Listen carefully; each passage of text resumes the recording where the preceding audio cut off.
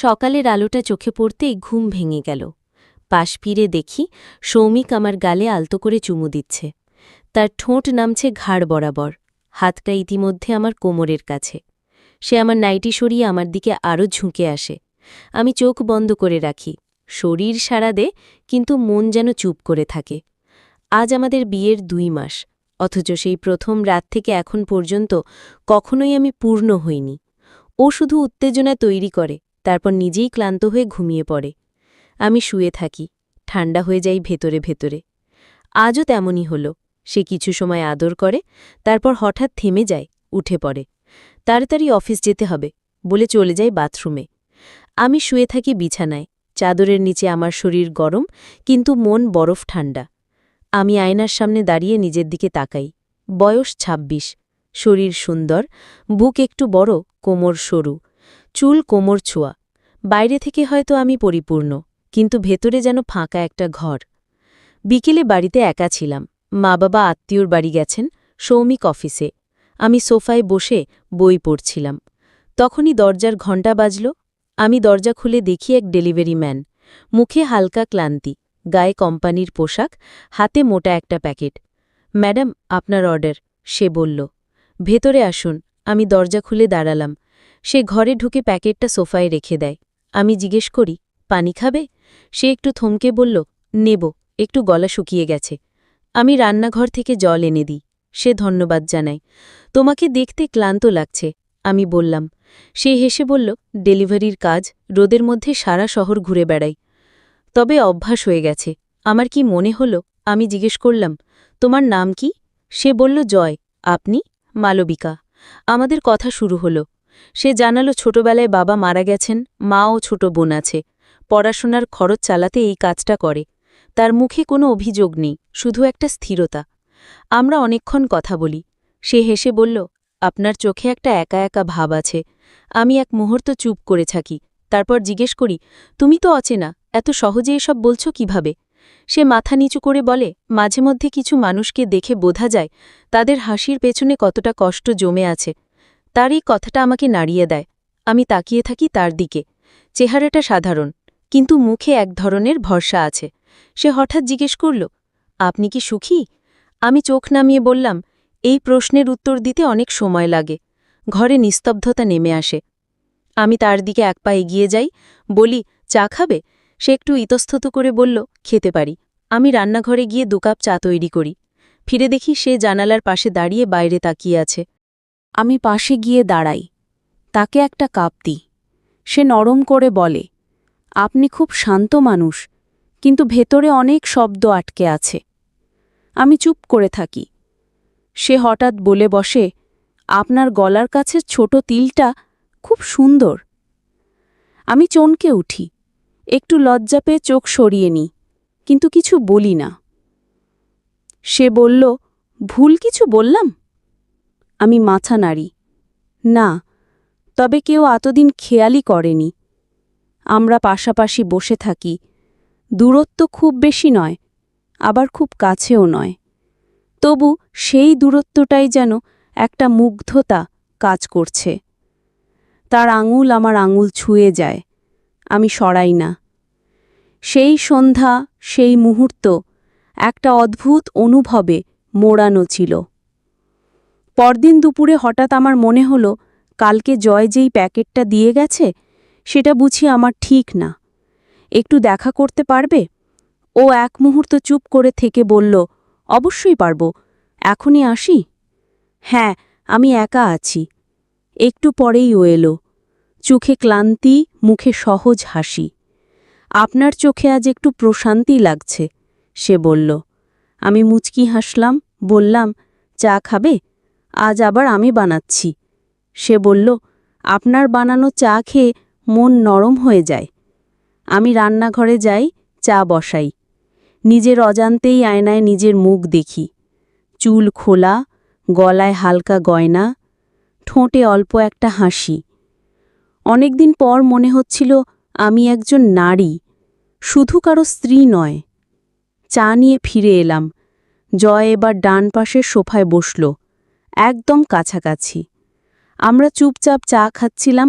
তখনই আমার হাত থেকে কাপটা হঠাৎ ছিটকে পড়ে যাচ্ছিল। জয় এক ঝটকায় কাপটা ধরে ফেলল, কিন্তু আমাদের আঙুলগুলো একসাথে জড়িয়ে গেল। আমার শরীর হালকা শিউরে উঠল। তার হাতটা শক্ত ছিল না, কিন্তু ছোঁয়াটায় ছিল এক ধরনের স্থিততা। আমি হাত সরালাম না। সে ধীরে ধীরে আমার দিকে তাকালো, চোখের দৃষ্টি সরল কিন্তু গভীর। আমি বললাম, তোমার দৃষ্টি এড়িয়ে চলা কঠিন। সে বলল, আপনার চোখে একটা গল্প আছে যেটা আপনি কাউকে বলেননি, কিন্তু আমি সেটা বুঝতে পারি। আমার চোখ ভিজে উঠল। আমি নিচু গলায় বললাম, তুমি দেখছ আমি লুকোচ্ছি। সে আমার মুখের কাছে মুখ আনল। এক মুহূর্তের মধ্যে নিঃশ্বাসে নিঃশ্বাস মিশে গেল। ঠোঁট ছুঁই ছুঁই করছিল, কিন্তু ও থেমে গেল। আমার চোখ ধীরে ধীরে খুলে গেল। আমি কিছু বলি না। সে আস্তে করে বলল, আমি ছুঁতে চাই, কিন্তু ভাঙতে চাই না। আমি আমার মাথাটা ওর কাঁধে রাখলাম। সে হাত দিয়ে আমার চুলে হাত বুলাতে লাগল।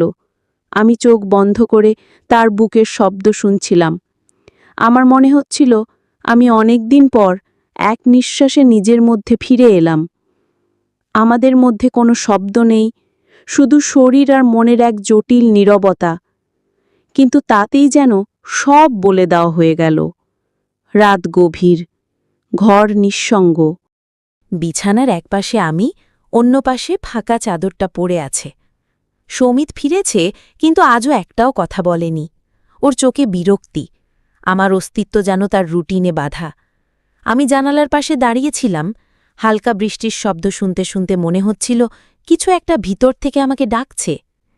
ফোনে একটা মেসেজ এলো, ঘুমিয়েছেন? জয়। আমি কয়েক মুহূর্ত চুপ করে তাকিয়ে থাকি, তারপর ধীরে টাইপ করি, না, ঘুম আসছে না, খুব হালকা বৃষ্টি হচ্ছে। ও উত্তরে লিখল, আপনি চাইলেই বৃষ্টির শব্দ শুনে একটা গল্প বলি। আমি হাসলাম। সেই হাসি আমার ঠোঁট পর্যন্ত এলো, মন ছুঁয়ে গেল। শোনাতে পারো? আমি জবাব দিই। অল্প কিছুক্ষণের মধ্যেই ফোনে একটা ভয়েস নোট এলো। জয় নরম গলায় বলছে, একটা মেয়ে যার জীবনে বৃষ্টি মানে ছিল চোখের জলের মতো। সে কখনো ভেজে না, শুধু চুপ করে দেখে। কিন্তু একদিন হঠাৎ এক অচেনা ছেলে তাকে ছায়া দিল, কিন্তু জোর করে ছুঁয়ে গেল না, বরং জিজ্ঞেস করল, তুমি কি ছায়া চাও? আমি হঠাৎ অনুভব করলাম আমার চোখের কোণে জল এসে গিয়েছে।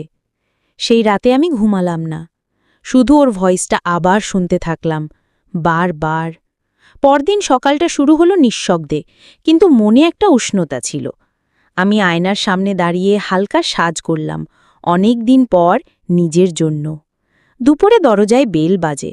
আমি দরজা খুলতেই দেখি জয় দাঁড়িয়ে, সাধারণ টি শার্ট আর জিন্সে, হাতে একটা ছোট ফুলের প্যাকেট। আপনার জন্য। এইটা কেন? কারণ আপনি আজ নিজেকে ভালোবেসেছেন, সেটাও উদযাপন করা উচিত। আমি শব্দ খুঁজে পাই না, শুধু মুচকি হাসি দিই। ও বলল, আজকে একটু সময় দিতে পারেন? বাইরে কোথাও, খুব দূরে নয়। আমি থেমে গেলাম। তারপর হালকা মাথা নেড়ে বললাম, চলো। আমরা দুজন বেরিয়ে গেলাম শহরের এক ফাঁকা নিরিবিলি পার্কের দিকে। সেখানে বসে রোদে ভিজে থাকা পাতার নিচে একটা কাঠের বেঞ্চে বসেছিলাম। জয় আস্তে করে আমার হাতটা ধরল। আমি হাত ছাড়াইনি। আমরা কথা বলিনি বেশি, শুধু সময় কাটালাম, আর মাঝে মাঝে চোখে চোখ রাখতাম। আমার মনে হচ্ছিল অনেক দিন পর কেউ সত্যি করে আমাকে আমি হিসেবে দেখছে, শুধু স্ত্রী বা গৃহবধূ নয়। ও বলল, আপনার গলায় যে নিঃশ্বাস লুকানো থাকে সেটা আমি বুঝতে পারি। আমি চুপ করেছিলাম, হাত ধরা ছিল। ও আমার গালে আলতো হাত রাখল, আমার ঠোঁটের কোণে চুমো রাখল। না, তা ছিল না শরীর জয়ের চুম্বন, বরং কোনো কিছু অনুমতির অপেক্ষায় ছিল। আমি চোখ বন্ধ করলাম। নিজেকে মুক্ত মনে হলো। বিকেলের আলো ধীরে ধীরে ঘরে ঢুকছে। মালবিকা আয়নার সামনে বসে, চোখে হালকা কাজল, ঠোঁটে নরম গোলাপি লিপস্টিক।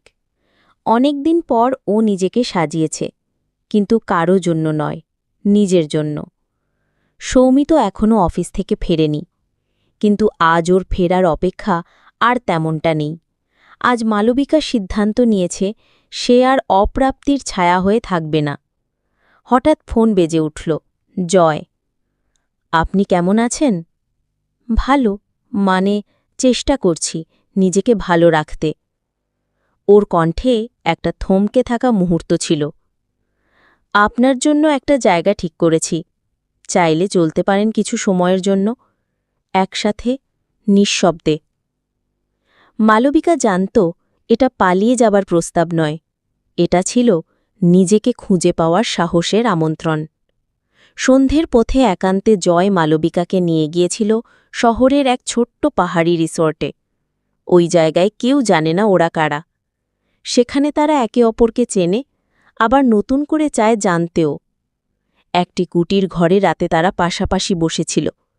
জয় হাতে এক কাপ কফি তুলে দিয়ে বলল, তুমি জানো, আমি তোমায় ভালোবাসি, কিন্তু আমি চাই না তুমি কোনোদিন আমাকে ভালোবাসার বোঝা মনে করো। মালবিকার চোখে জল চলে এসেছিল। ৩ বছর বিয়ের জীবনে এই কথাটা কেউ বলেনি, যে তোমার ভালোবাসা পাওয়ার অধিকার আছে। সে জয়ের দিকে এগিয়ে এসে আস্তে মাথাটা ওর কাঁধে রাখল। তারপর বলল, আমার শরীর বহুবার স্পর্শ হয়েছে, কিন্তু মনটা কেউ ছুঁতে পারেনি। তুমি পেরেছ। ওদের মধ্যে যে গভীরতা তৈরি হয়েছিল তা স্পর্শে নয়, বিশ্বাসে। তারা একে অপরকে জড়িয়ে ধরল। সেই আলিঙ্গনে শরীরের উত্তাপ ছিল, কিন্তু তার চেয়েও বেশি ছিল ভেতরের শূন্যতাকে ভরিয়ে তোলার শান্তি। রাতটা তারা একসঙ্গে কাটাল, চুপ করে। চুমু, ছোঁয়া, কাছে আসা সব ছিল, কিন্তু অহংকারহীন, কেবল সম্মতিতে দড়া। শেষ সকাল, একটি নতুন সূচনা। সকালবেলায় মালবিকা সূর্য ওঠা দেখতে দেখতে বলল, আমি ফিরব, আমি পালিয়ে যেতে পারি না, আমাকে যেতে হবে, কারণ আমি চাই এই আমি, যে আজ রাতে নিজেকে খুঁজে পেয়েছে, সে ফিরে যাক তার জীবনে, নিজের সিদ্ধান্তে, নিজের শক্তিতে। জয় কিছু বলল না, কেবল মাথা ঝুঁকিয়ে বলল, তুমি যেমন আছো তেমনই থাকো, আমার ভালোবাসা তোমার স্বাধীনতায়। মালবিকার ফিরে আসা, সে ফিরল। সৌমিতকে সব জানালো না, কিন্তু নিজেকে আর লুকালোও না। সে নিজের জন্য পড়াশোনা শুরু করল, নতুন একটা অনলাইন ব্যবসাও খুলল। জয় আর তার মাঝে যোগাযোগ কমে আসলো, কিন্তু সম্পর্কটা রয়ে গেল এক নরম বন্ধুত্বের মতো। কারণ ভালোবাসা সবসময় সঙ্গে থাকার নাম নয়, ভালোবাসা কখনো কখনো কাউকে নিজের মতো বাঁচতে দেওয়ার সাহস। এই গল্পে শরীর এসেছে, ঘনিষ্ঠতা এসেছে, কিন্তু তার থেকেও বেশি এসেছে আত্মিক সম্পর্ক, সম্মতি, নিজেকে ভালোবাসার সাহস আর সমাজের চীনা গণ্ডি ভেঙে সত্তা ফিরে পাওয়ার কাহিনী।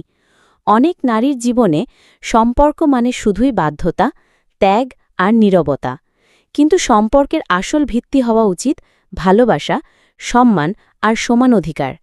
এই গল্প আমাদের শেখায়, প্রেম মানেই শুধু শরীরের আকর্ষণ নয়, বরং একজন মানুষকে নিজের মতো করে বাঁচতে দেওয়াটাও এক প্রকার গভীর ভালোবাসা। একটি সম্পর্ক তখনই পূর্ণ হয় যখন দুজনেই একে অপরের অভ্যন্তরীণ মানুষটিকে বুঝতে শেখে। সম্মতিতে গড়া ভালোবাসা যে কতটা শান্তি দিতে পারে তা কেউ কেউ জীবন পেরিয়েও খুঁজে পায় না। আমরা প্রত্যেকে যদি নিজেদের সম্পর্কের ভেতরে সত্যতা, শ্রদ্ধা ও সম্মতির জায়গা তৈরি করতে পারি, তবে সমাজে আর ভাঙনের গল্প নয়, গড়ে উঠবে একটি সুস্থ, উষ্ণ আর দায়িত্বশীল ভালোবাসার সংস্কৃতি।